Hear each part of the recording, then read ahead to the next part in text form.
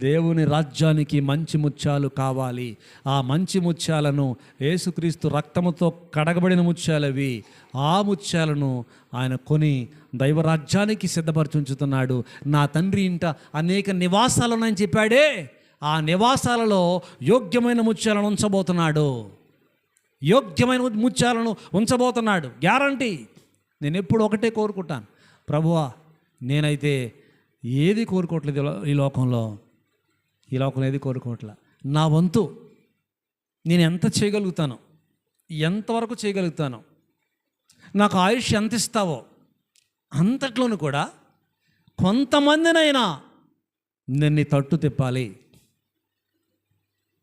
మన చిట్టుబాబుతో చెప్పాను, చిట్టుబాబు నువ్వు ఒకటే చెప్తున్నాను నీకు, మనం పోతూ పోతూ కొందరిని తీసుకెళ్ళిపోవాలి దేవుని రాజ్యానికి. ఇదే నినాదం. మనం పోతూ పోతూ కొందరిని తీసుకుపోవాలి. భూమి మీద ఉండగా కొందరిని సిద్ధపరిచి పంపించేయాలి. మనకంటే ముందు వెళ్ళిపోవాలి ఉంటారు, వాళ్ళని కొంతమందిని సిద్ధపరిచి దేవుని రాజ్యానికి సిద్ధపరిచి పంపించేయాలి. మనం వెళ్ళిపోయేటప్పుడు మనతో పాటు కొందరిని కూడా తీసుకెళ్ళిపోవాలి. మనం వెళ్ళిపోయిన తరువాత పౌలు గారి జీవితాన్ని, పేతురు గారి జీవితాన్ని ఆసరాగా తీసుకుని ఇవాళ ప్రార్థన చేయటం, ఏదైనా అవసరం అక్కర వచ్చినప్పుడు వాళ్ళని ప్రామాణికంగా తీసుకుని ముందుకు వెళ్తలేదా? అలాగే మన జీవితాలను ప్రామాణికంగా తీసుకుని కొందరు మన నిమిత్తమై, మన సాక్షార్థమై కొందరు ఈ లోకములో రక్షించబడాలి. ప్రభు రాకడ ఆలస్యమైతే కనుక. ఇలాంటి జీవితం మనకు కావాలి అన్నాను. ఆయన ఇప్పటికీ అంటాడు, వాక్యం కూడా చెప్తుంటాడు అక్కడక్కడ వెళ్ళినప్పుడు. నాతో నా దైవజనుడు చెప్పిన మాట, మనం వెళ్ళిపోతూ కొందరిని తీసుకుని వెళ్ళిపోవాలి.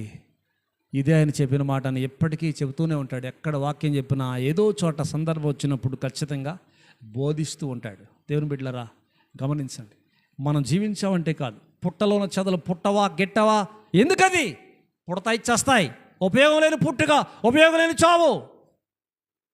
ఈసన్న గారు పదే పదే అంటూ ఉంటాడు, రే ప్రారంభం ఎలా ఉన్నా కానీ ముగింపు మాత్రం మహిమకరంగా ఉండాలి. శభాష్ అనిపించుకోవాలి జీవితం.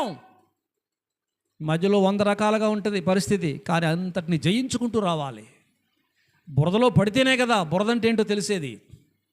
ఆ బురద వదిలించుకుని ముందుకెళ్ళు, పైకెక్కో, వెనక్కి దిగిపోకో.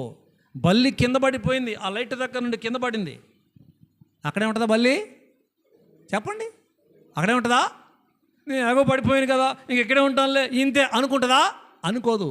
నా జీవితం, నా గమ్యం అక్కడే ఉంది, నా స్థానం అది, నేను వెళ్ళిపోవాలని చెప్పి పడిపోతే పడిపోయింది, పైకి వెళ్ళిపోద్ది.